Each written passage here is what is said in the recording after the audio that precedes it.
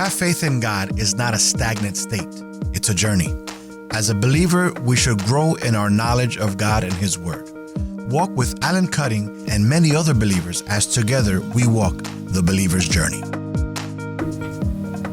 Aloha, and thank you again for joining us for another week of the believer's journey. I'm so glad you've joined us today, and I want to just thank you everybody for supporting, praying for, and watching our teaching. We're dedicated on teaching the accuracy of the Bible, and hopefully through all this, your relationship with Jesus will be strengthened in your life. I want to say that today we have a very special guest who was on our show last time, and Lon Eckdahl is here. We're going to talk about obedience. I know to a lot of people that's kind of a hard word to swallow, but there's a lot of teaching about obedience, and we want to talk about it today. And I want to remind everybody, when you watch this program, if you please subscribe to our program or our channel, and if you comment or ask questions, send an email with questions, however you want to do it. I'll be glad to respond to them, answer your questions, and possibly put your questions on our program when we have our special on questions on the fly. Anyway, let's go ahead and start off. And Lon, good morning. Good morning. It's good to be here again. Yes. Good to see all of you out there. So before we get started on our topic, let's talk about you and your ministry again.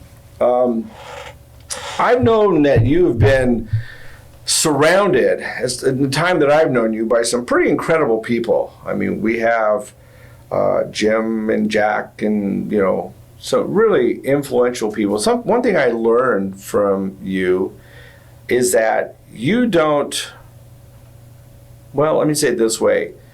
As a pastor, you have mentors, right? You have people you go to, obviously not in your congregation, but you have people you go to, other pastors that you pray for, that pray for you. How important is that? Because we have an audience of several scores of missionaries and ministers that I think is important for you to comment on that. I think it's crucial to your ministry to have people praying for you and supporting you and giving input into your life. We surely don't have all the answers, that's for sure. We had a professor in college that would flat out tell us, I don't know the answer to that. And I always thought that was part of his integrity, that he would admit that. But yeah, I have a couple pastors that I know pray for me, and then the professors that have spoken into my life in my years of training, and I thank God for all of those people. Even some of the people in my congregation that I'm mentoring also spoke into my life through what they were experiencing as they grew in their own faith and in their own ministry. So this whole thing of being a Christian is really about relationships. It's not only a relationship with God, but it's a relationship with each other, relationship within families and all of that. That's all a part of God's plan. So any time that we can enhance those relationships, it's to our benefit. Now, I know that you also are kind of responsible for many of us who entered into the ministry. Talk about that. Well, it's exciting to watch when you sow seed, to watch that seed grow and bear fruit. And so that's why I'm real excited about Alan and watching how the Lord is using him and what God has done with his life. There were some times that I would never have envisioned this outcome. Alan had some serious struggles, and I wasn't sure he was going to make it, but he did. God's grace is really profound. And then another fellow just passed away, Chuck Smith, one of my first teenagers in my first church, came from a dysfunctional family.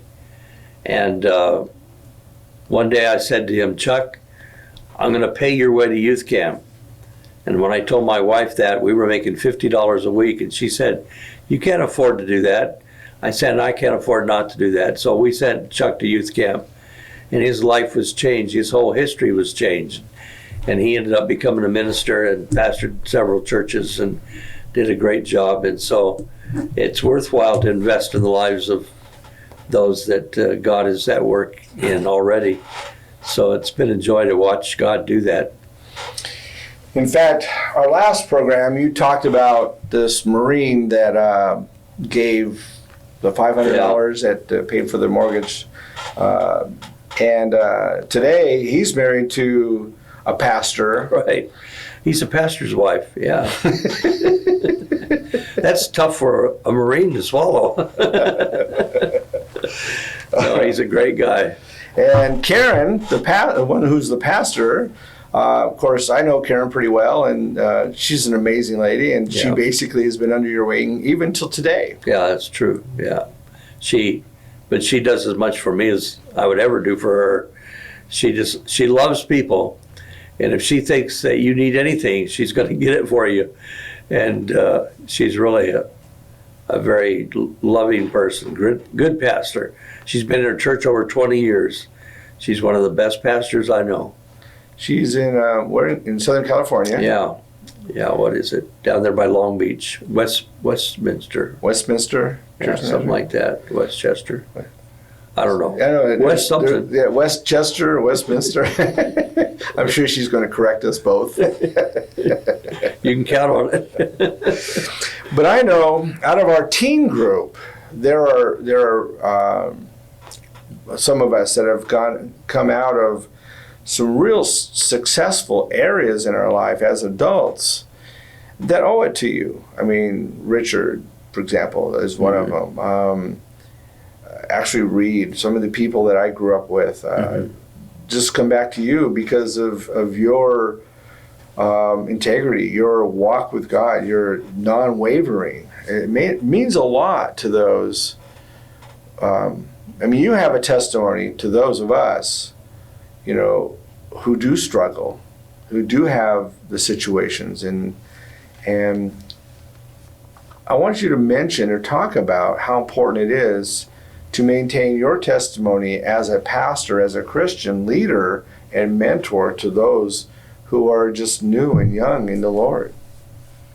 Well, if you don't maintain your own integrity and your own lifestyle, then the words you speak really are meaningless. They lose their value. So if the words that you speak or whatever you share with people, if they're going to have any value at all, then it has to be backed up by a life that's well lived. And so since the Lord called me to preach, I've lived for that, lived for preaching the word, but that all has lost its meaning if I don't live those same things, those same truths. So it's crucial. Yeah, it's very crucial. And I think because of that, there are lives all over the West Coast, Hawaii. I don't know about any further than that. Maybe people who've moved away that look up to you because of that integrity. Well, I don't deserve it, but yeah. Well, I think that God, there's a special place, I think, with people who do that God honors. God honors people like you because you've maintained that integrity. You maintained the idea of not just being truthful, as we talked about last time, but being honest. And I think that's really important. And I think that's part of obedience. One of my favorite scriptures when we start talking about obedience is what God said to Moses way back in Deuteronomy, the 11th chapter, verses 26 through 28. God says, "See, I am setting before you today a blessing and a curse. The blessing if you obey the commands of the Lord your God that I'm giving you today. The curse if you disobey the commands of the Lord your God and turn away from the commands that I give you today by following other gods which you have not known." So God is saying, you know what? It all boils down to a blessing and a curse. I really want to bless you, but the blessing is going to come in your obedience. And if you fail to obey, because my concern is for you. I'm not an arbitrary God. The rules that I'm giving you, the commands I give you, even the 10 Commandments, are for your good. And so I give them to you so that you might be blessed. But if you fail to obey them, if you don't believe they're valid, then there's going to be a curse. And so that's pretty simple. And that it's hard to miss what God's really saying to us. He expects obedience from us. He demands obedience from us. So as a father, what kind of a disciplinarian were you? Well, I feel like I was a pretty strong disciplinarian. People that don't believe in spanking probably wouldn't like me because I started spanking my kids when they were even babies and would throw a little fuss and fit. Just a rebellious kind of thing, and you just needed a little swat on the bottom. But I think the best picture of discipline that I ever saw came from my son. And to me, I never thought of it myself, but I thought it was awesome. He had a son that had turned 12, and they lived out in the country. His son's name was Brock. My son's name's Gary. And Gary bought Brock a BB gun. And they lived out in the country and showed him how to use it. Well, after Brock had had that gun for a couple of weeks, one day Gary came home from work and saw that there was a hole in the window of the shed out back. In fact, 2 holes that had been made by the BB gun. And so he thought to himself, well, I'm going to wait till I have some time with Brock because I want to make this a real teaching thing. So he waited till he came home the next night, and he'd been thinking about what he wanted to do. And so he said to Brock, I need to see you. Let's go out in the shed together. So they went out in the shed. See those 2 holes in the window, Brock? Looks like they were made by your BB gun. Did you shoot the window of the shed? Brock said yes, he did, and he admitted that he did it. And Gary said to him, well, you know, we all make failures in life. God has laid out a plan for us of things to do that are right, and we fail, we mess up. And God sent Jesus into the world to pay the penalty for our sin on the cross so that we could be forgiven for those wrong acts. Well, I want to illustrate to you what it's like to receive the penalty for the actions you committed. So rather than giving you a spanking, I want you to give me a spanking. And he picked up a board off the wood pile and he said, I'm going to bend over and I want you to give me some whacks with this board, and they better be good because we're not going to quit till you do it right. And Brock began to cry, and he ended up spanking his dad. But he was a changed kid from that day on. He never got over that. He realized that what it meant for Jesus Christ to take our penalty for the wrongs that we've committed, how important the obedience was. And he's been a different kid ever since. I mean, it changed his life completely. And I thought, wow, that was a really neat use of discipline. But I never thought of it. He did, but I thought it was kind of neat. Well, I'm assuming he learned from you. Well, I don't know about, I never did that. I didn't want him to spank me. Well, I understand that, but I think that sometimes we come up with things in principle and put in action because of what we've learned. Yeah, that's true. Probably he did. You know, I think Gary's always seemed to be close to you. I mean, as a kid. We are close, yeah. So I would think that you've been that. I mean, there's times when I've done something and you've never spanked me. Of course, I was older. But you sure did let off on me and tell me. Well, you deserved a spanking, but there's one other story I'll never forget because it was the hardest thing I ever did. But Gary was in Little League, playing for a Little League baseball team, and we had planned a big kids thing for the church kids. We were going on the bus down to a park like Disneyland. I think it was, what's the one where your mother lives? Oh, it's Six Flags. Magic Mountain. Yeah. We were taking them to Magic Mountain, and we were going to camp out on the way. And well, Gary's baseball team won their division, and we were going to go into some playoffs. And it conflicted with this trip we were taking with all the kids. And Gary wanted to go on this trip so bad. And I said, Gary, you made a commitment to your team.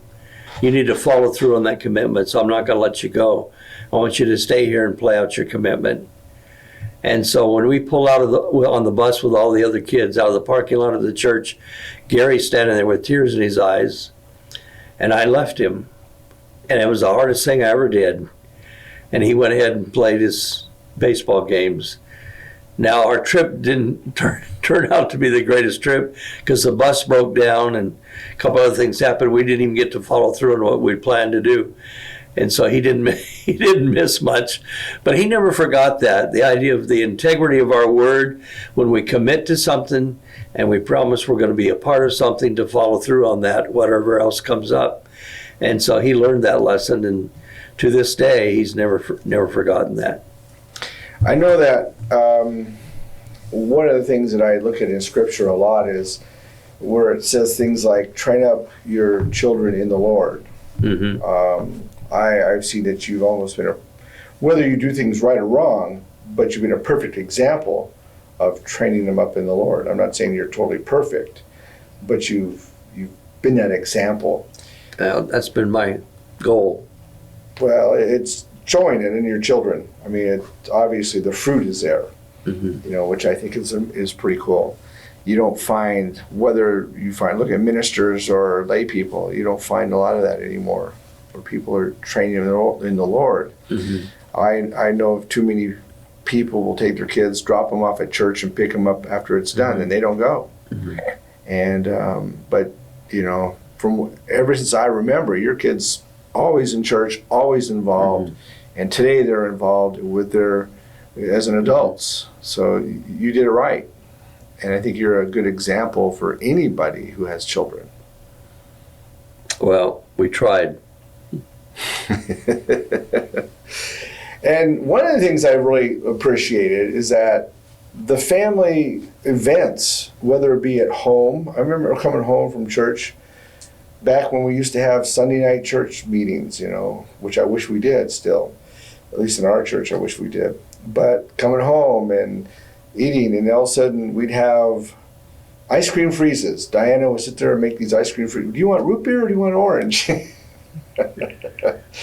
But you made these family events that were so cool, and I think that's really cool, really neat. And then when you go on vacations, you had this pickup truck with this camper thing on it, and you always took your kids.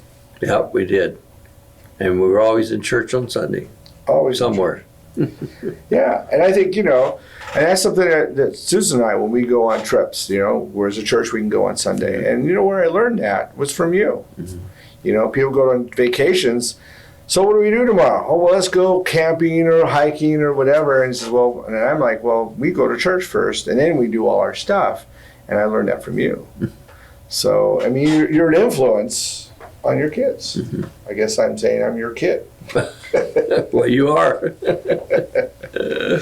I have to tell everybody that Lon is, because my father left when I was 9, and my stepfather, I mean, he literally verbally told me he hated me, verbally. And the funny thing about it is when he became older, I mean, he started to like me, and then and he got dementia. Well, my youngest brother, Glenn, he tells me one time, well, Leo's the name of my stepfather, he doesn't remember he's supposed to hate you.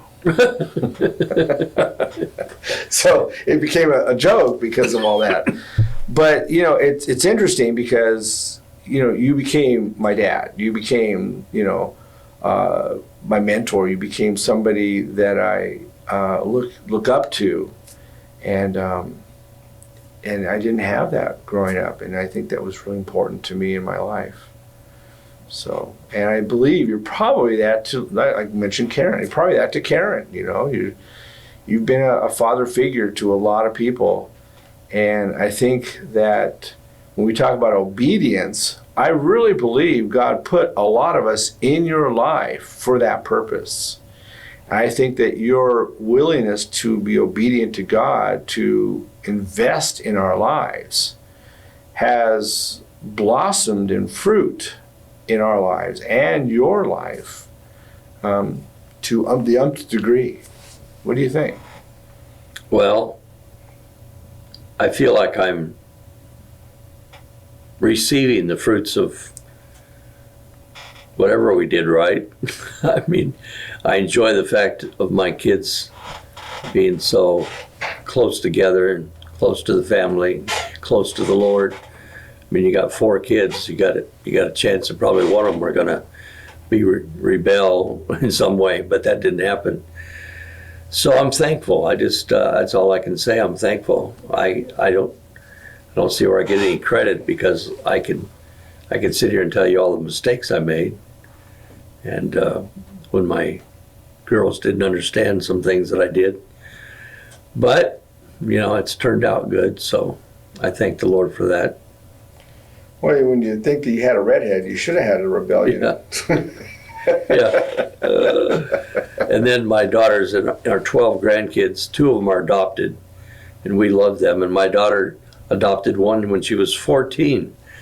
And people told her, you don't want to adopt a 14-year-old. They're pretty set in their ways. And this 14-year-old girl, she had been bounced around from one foster home to another, had never had anybody say in her whole life that I love you, never had a birthday party.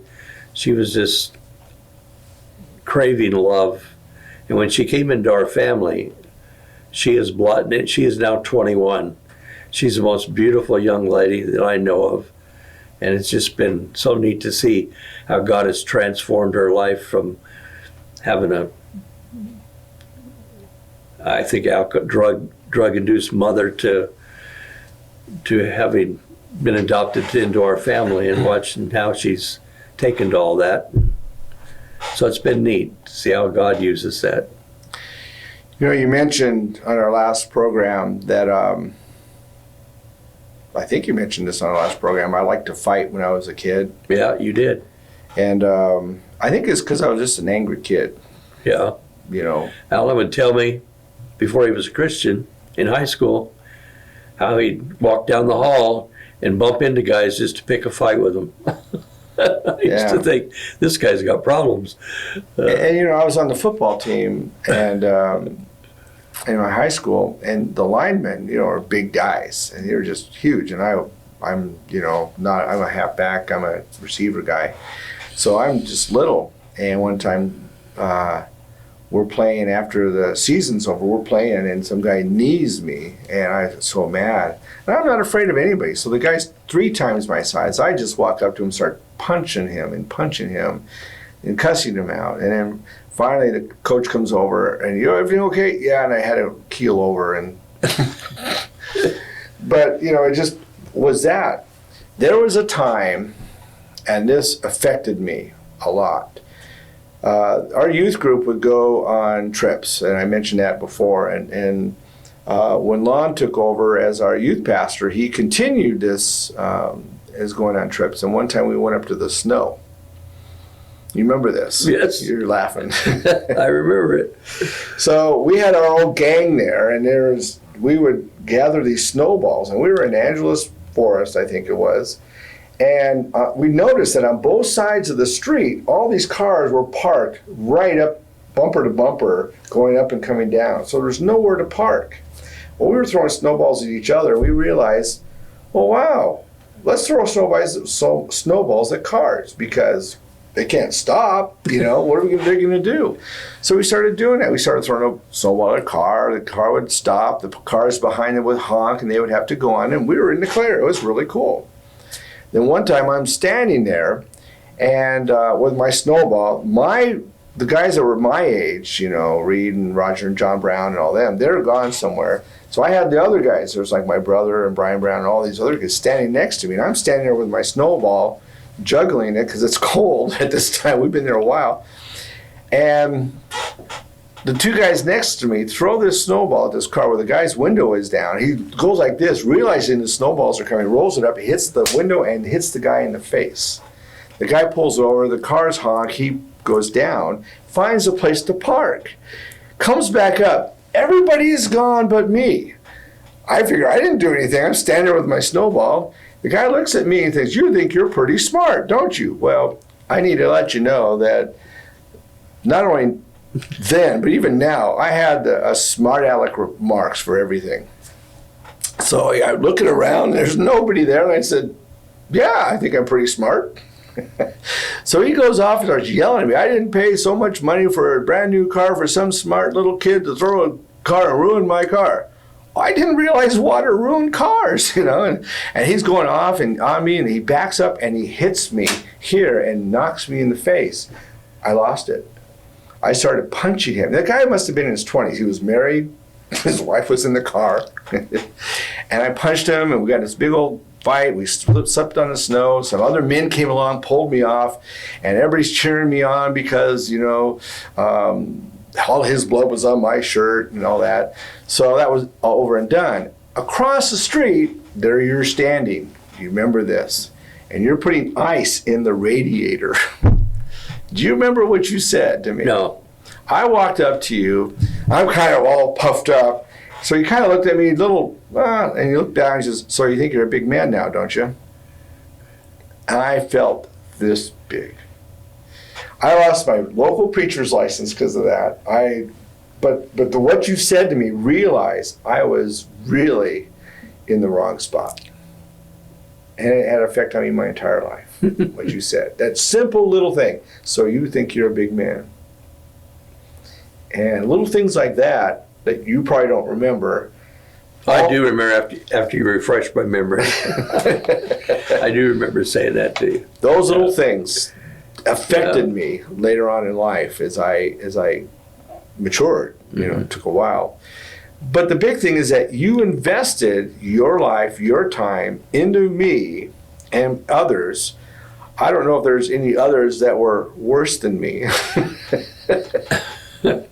But you invested in me, even though I probably wasn't worth investing in. Oh, you were. Well, maybe today, but 30 years ago, you probably said something different. And I think that's so important because I don't know in your mind or in your life if I was somebody God put on your heart or it's just because that was your nature. Well, you know what? God doesn't give up on people. And if we're going to be Christ-like, how can we give up on people? To me, every person is worthy of salvage. I've seen some pretty sorry cases be transformed by God's grace.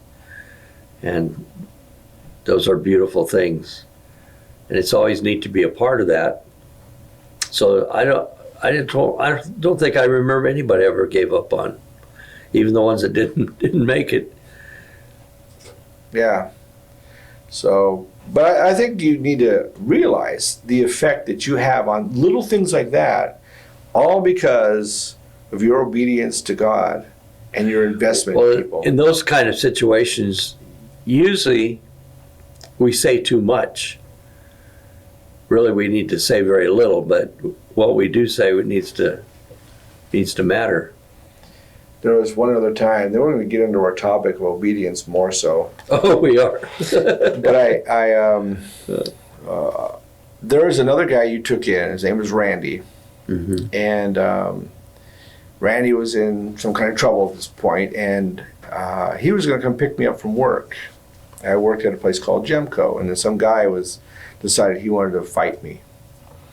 Because he had thrown me on the ground, I was really angry, and so after work, and so I was a cart boy pushing all these carts in, and then he came back all refreshed and got in this fight. And so it ended up that I got the guy in the ground, and it was on the parking lot, and I'm taking the guy's hair, and I'm pounding it into the ground. And then the security guy comes over, pulls me off.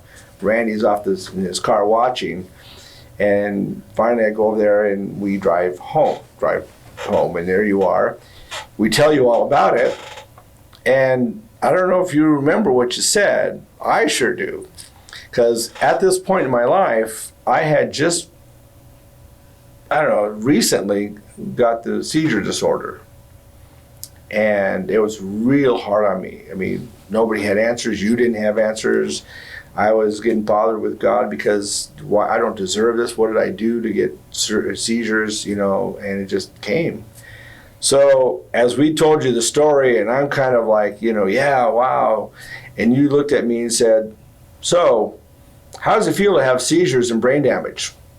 Says you could have given that guy brain damage by pounding his head in the ground. You really told me off. Not only that, because Randy was there, it's like Randy's picking me up. What if the police came and we had some real problem there, and you really let me have it? And And I guess in my ministry through the years, God brought me to a place that I understood what it was to have this, to learn to have empathy for others. And that situation that you told me off on is what really helped key into that area. Sounds like I should have told you off more often. Probably. Well, I needed it. I needed that. I didn't have that, and it was a good constructive way you did it. It wasn't just get out of my face. You're no good for nothing. You never did that. It was always, you took a good biblical, stand that told me off, and I thought that was honorable. So, and I'll never forget how you've invested in my life, and I think that is. Hopefully my wife and other people feel the same way, that it was important that you invested in me. Hopefully. So obedience.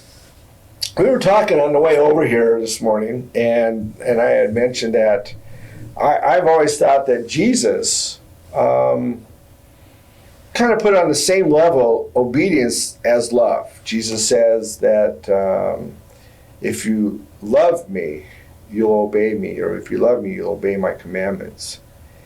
And in the Christendom today, all we hear about is love.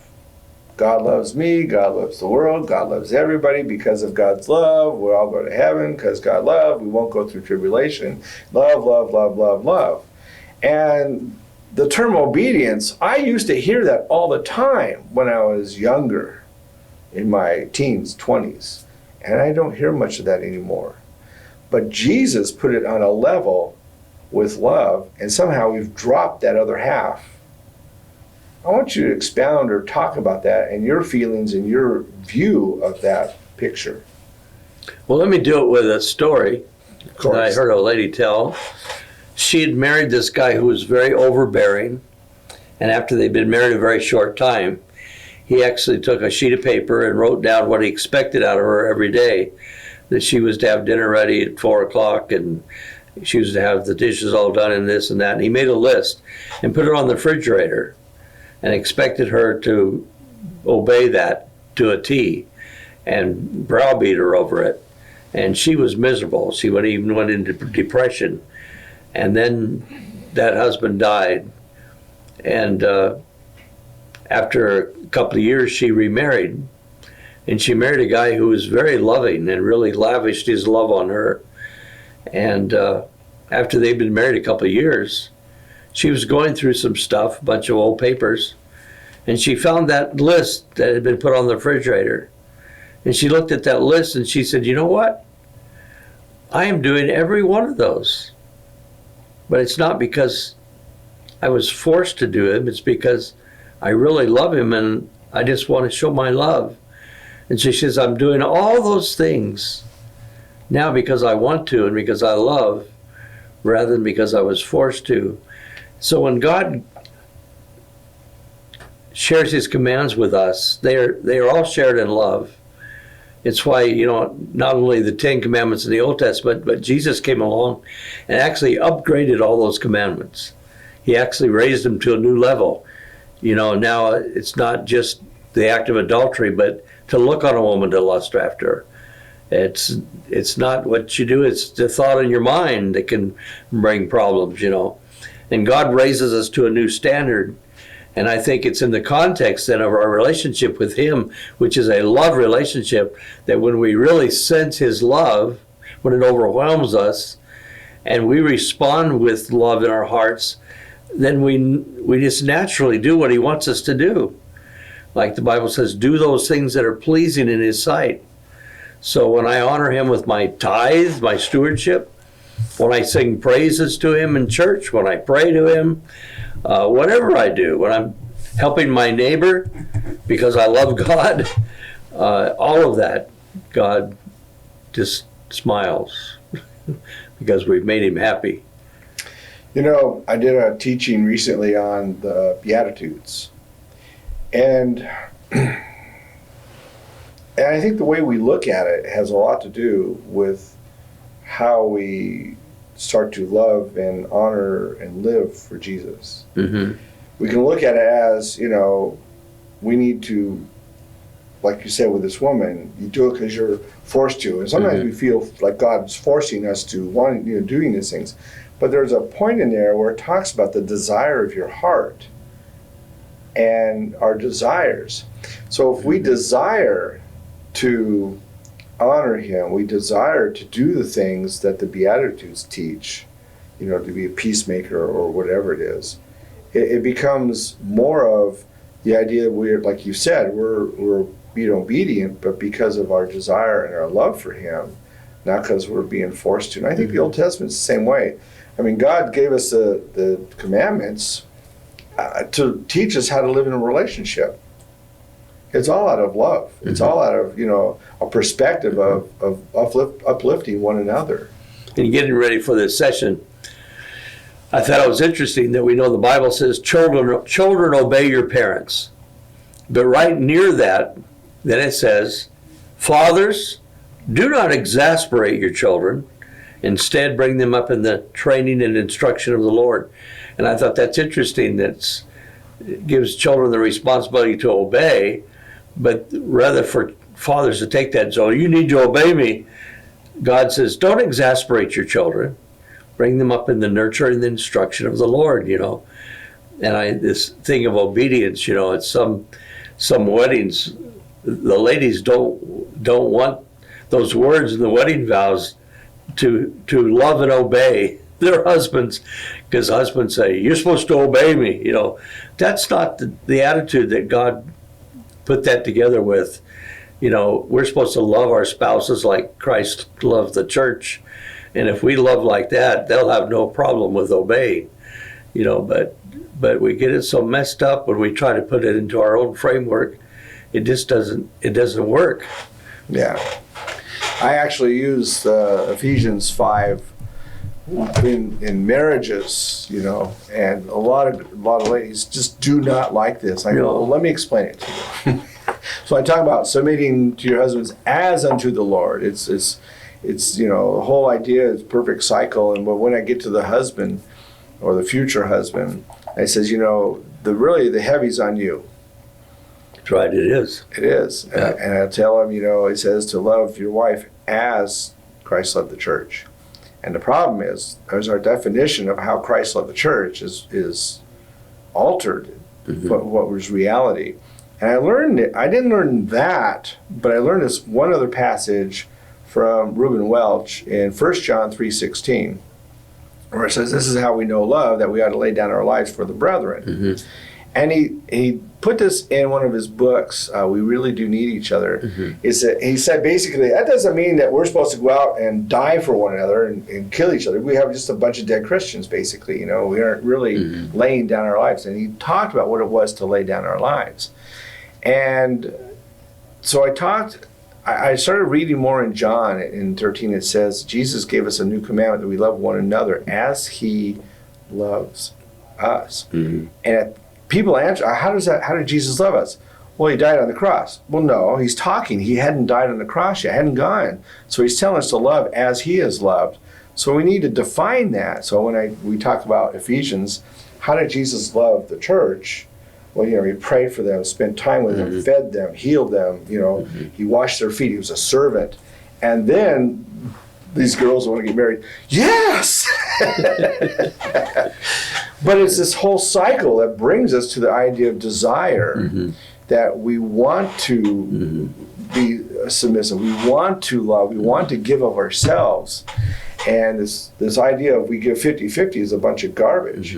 We give 100-100, we give all of us. I actually learned that from you years ago. Never thought about it till later I got older in life. You give all of yourself, you get 100% of you. And it's something I heard you in a sermon one time. Not that you ever sat and talked to me, but I heard you preach it. Most people today, we're so self-centered in our world. All we think about is self. Look out for number one. That's not what the Bible teaches. That's not what Jesus is all about. So look out for your neighbor and look out for those around you. And so that's where the fun is. Yeah. I think obedience is one of the foundations of the Scripture. I find that basically four I look at. It's to live in holiness, to live in righteousness, to live in faithfulness, and live in obedience. Mm-hmm. And I find that teaching in the Old Testament. I find it in the New Testament. And I think that this is our foundation. And I believe that obedience, when we're talking about when Jesus said, if you love me, you'll obey me, mm-hmm. is almost equating obedience with love. And it says in the Old Testament, to obey is better than sacrifice. Absolutely. And I think that too many of us walk around, I gave my time Sunday morning. I sacrificed my golf game for going to church. And that's not what God is looking for. Mm-hmm. He wants all of you. It's like worship. Mm-hmm. That was such a good sermon yesterday. Mm-hmm. Roy Smith talked about worship. And I've always believed, I learned this when I was in Nazarene Bible College. I don't know if it was Dr. Oak or G.B. Williamson, but they defined worship in a way that totally blew me away. It said, worship is your gift of you completely, totally, 100% to God. And to me, it's like, wow. I mean, that's my worship is me. Here I am, take all of me. Mm-hmm. And that's worship. Mm-hmm. Every day, every hour, all of my life, all of me. And today it's, worship, that's when I go to church. That's when I sing the songs. And it's like, mm-hmm. where's all of our good teaching? Where's our good preaching? Why don't we hear more of that? Even when it comes to stewardship, love is connected to obedience. And if love is really connected to obedience, then I'm not going to have any problem with my stewardship. People will say, well, tithing is just Old Testament. Well, if that was what we were supposed to do under law, can I give any less under grace than I was required to give under law? I mean, what's that say about my love? And so it seems like, just like the Ten Commandments were upgraded, that our stewardship ought to be upgraded. The tithe should be the utmost minimum. And love says, I just want to do everything that I can. So it's interesting how people try to water down what God says in order to make themselves feel better. And honestly, I haven't talked to you about this at all, but honestly, I teach that, we need to honor the teaching of the Old Testament, that the New Testament is just an extension of the right. Old. Mm-hmm. That the law, if you look at the law as it was given to teach the people. I mean, look at the Ten Commandments. God gave that to the Jews mm-hmm. after they left Egypt, because they were under oppression. They didn't know mm-hmm. how to interact, how to honor him. Mm-hmm. And it was an idea of how to develop a relationship with God and how to develop a relationship with one another. It's all about relationship. Mm-hmm. So when you look at that following through, you don't give it up because we have the New Testament, mm-hmm. because the New Testament wouldn't even make sense without the Old Testament. Yeah, that's true. And didn't Jesus say, I didn't come to destroy or abolish the law. Fulfill. To fulfill the law. So I really believe that we need to look at the Old Testament in its entirety. Now, there are some things we don't follow anymore because of Jesus, completing, like, mm-hmm. The death on the cross and so forth. But, yeah, and I think that obedience is just huge. It's mm-hmm. just really huge. I have to say, growing up in living in a Nazarene church and worshiping and working in a Nazarene church taught me a lot as I've gone into non-denominational churches. It gave me a better foundation because it taught about holiness, it mm-hmm. taught about obedience, and I have a high respect for the Nazarene church. I really mm-hmm. do. I've been last several years in a non-denominational setting, brought in by Southern Baptist pastors. But my foundation that I bank on is all about that holiness, obedience, and the things that give the substance to the walk in Jesus. Yeah, you're right. I agree with you. I could say amen. Oh, so anyway, in looking at obedience in your life, what can you tell all of us that it has done for you in your personal life as a father, husband, grandfather, pastor, mentor? Well, I think I demanded obedience from my children. We lived in a way that when I reprimanded them or wanted them to not do something or do something, I'd say to them, I'm only going to say this once. And they got to the place that they understood that's what happened. I didn't repeat myself. I've heard that. And so they realized that, when God says something, he means it. When I say something, I mean it. So I think when I was requiring obedience, I was trying to reflect what God requires of us because I was doing it in love. Obedience in the home has to be balanced. It's like a teeter-totter. It has to be balanced by love that's shown in ways where in our home we used humor. I like to humor my kids. I like to show love to them in a lot of various ways. Surprise them with different things. And then it was easier for them to obey because they knew they were loved. So they wanted to obey.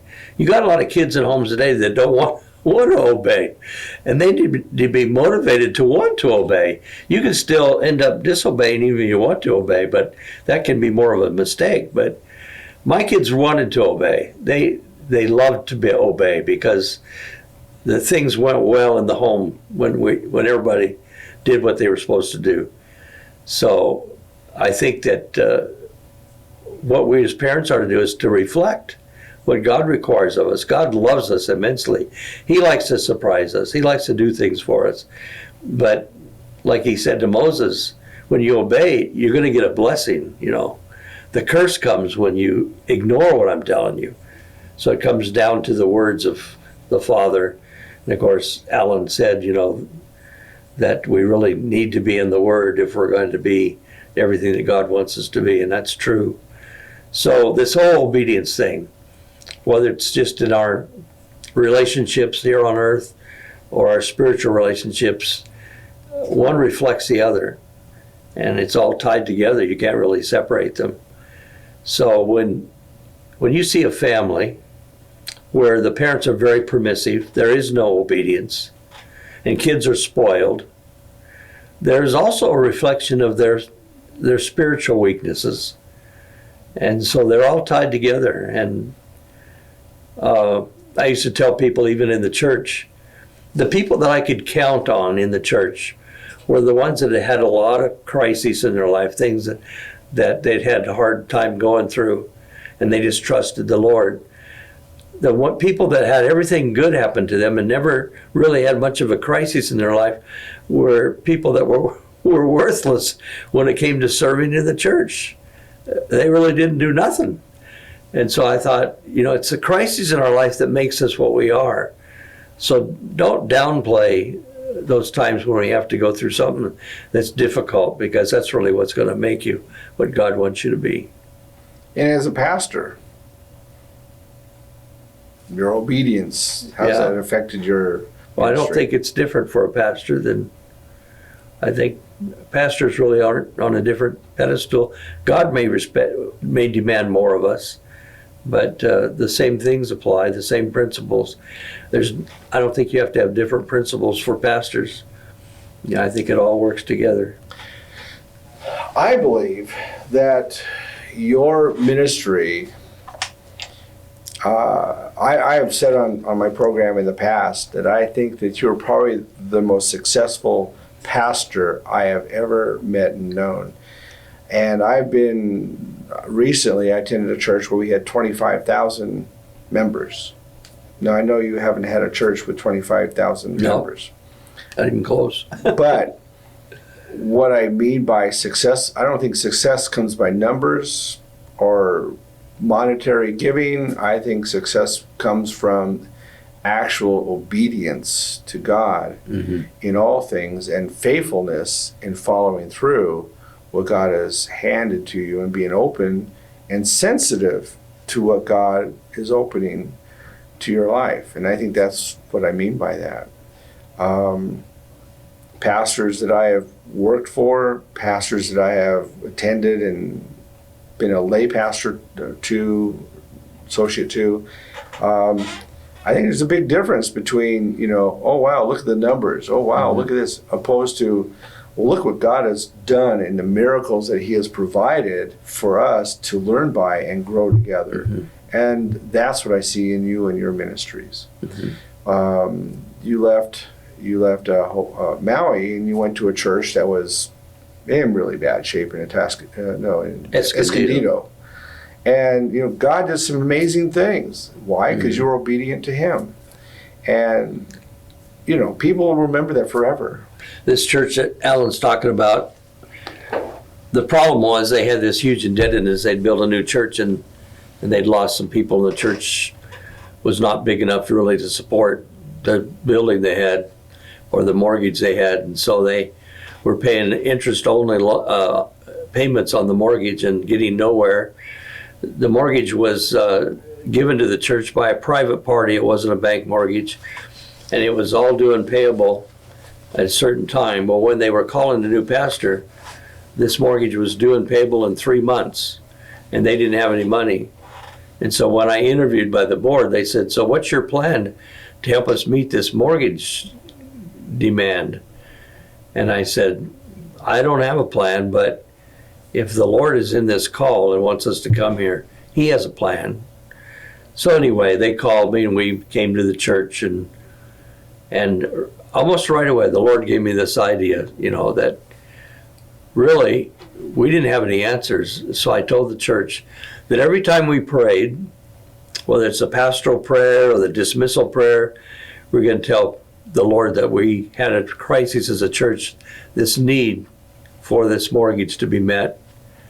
And after about a month of that, one Sunday some people were visiting the church and they heard me pray that. After church they came up to me and they said, we heard you pray about your mortgage situation.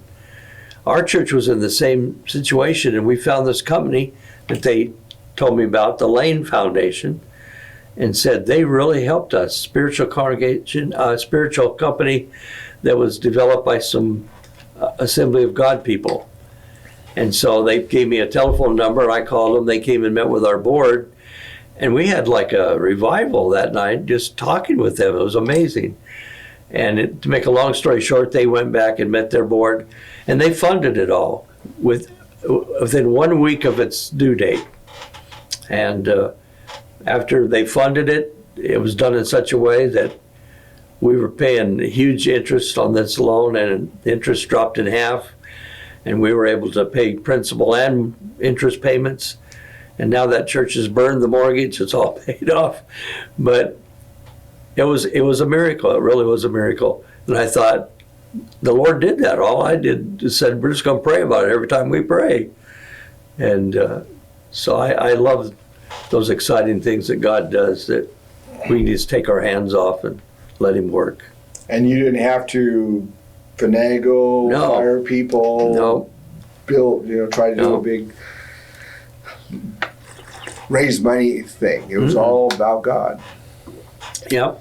And that's what I'm talking about. The obedience you have to Him to follow through, and the faith that you portray is like, that's amazing. And that. Well, I just like the idea of a simple, childlike faith. I think that's what the Lord wants from us.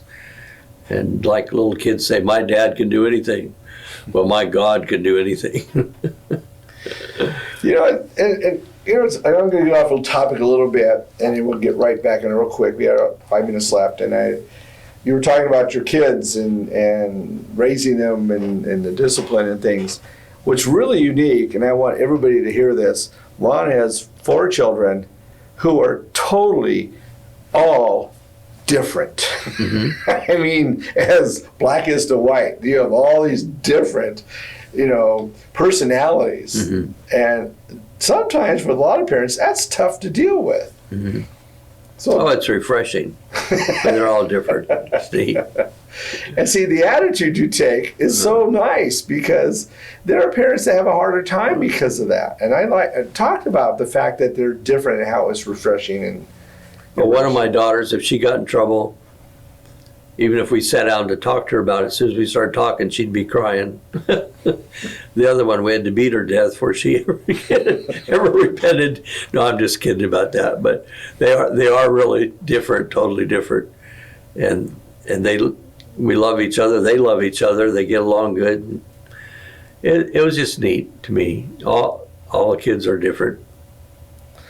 And talking about the scripture about bring your children up in the Lord, and they'll not go far, they'll return to Him. And I think this is a good thing to let a lot of our pastors and missionaries hear this. I know that I have worked for a couple pastors that they weren't like that. Their children went way astray, because they weren't honoring God in the obedience of raising their children right in the Lord. And well, too many people in ministry. Ministry's tough, especially today. And it's easy to go home from our ministry assignments and kind of badmouth some of the things that are happening in the church organization or whatever. When our kids hear that, they lose faith in the church, and it damages them, and I think it's wrong, and it happens so often, and then pastors or missionaries wonder why they lost their kids. You need to create love for the church, love for the other missionaries, love for Christ. It's all in the context of love, and whenever you short circuit that, you're in trouble. When I go to Moldova, and I work with some with Young Life and some with a lot of them with Campus Crusade. There's about 60 to 70 on staff with Campus Crusade. And one of the things I really spend a lot of time on is balancing your ministry and your family. And a lot of pastors, a lot of missionaries, a lot of people who feel like they're in ministry because God called them to preach or teach or whatever. It's like, well, God called me to do this, and so they let their family kind of go because they feel their calling is over here, and they neglect their family. And they don't know how. They've not been taught. Our colleges don't teach how to balance that in their ministry. That's true, yeah. So you've done a good job. You've done an amazing job, not only with your kids, but those of us you've invested in. And I think that, it's commendable. I think God has honored you. Well, thank you. So, just did my best. And I think your wife has a lot to do with it too. Yeah, she does. Diana is just totally amazing. She's solid as rock. Yeah. So, anyway, it's been an enjoyable 2 weeks. It's been really nice to have you on our show. And if you have anything else to say, we got a couple minutes. No, I think I'm done. I've never known you not to say something. Well, God is good, and I just want to take this couple minutes, and you can interrupt me anytime you want at this point.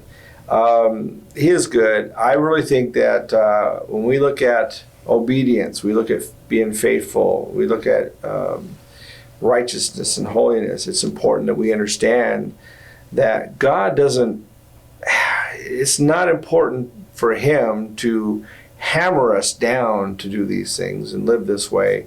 It's important that we choose this way with the desires in our heart to love Him. It is, as Lon said, it's about relationship, not about religion. It's about relationship.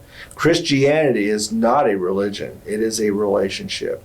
It's that relationship that you have with Jesus, and it's a combined relationship you have with other believers.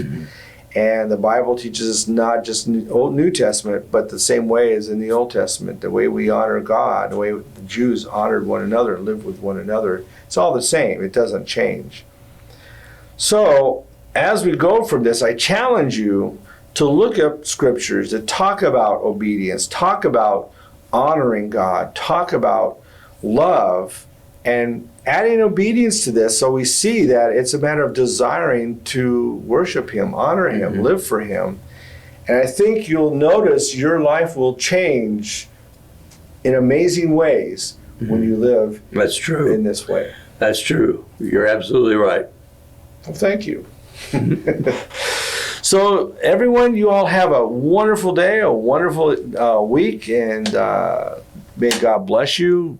And subscribe to my program here, my channel. And if you have any comments or any questions, please write them, and I'll be glad to answer them. Aloha. Alan Cutting and the Believer's Journey radio program seeks to teach the Word of God in a clear and practical manner.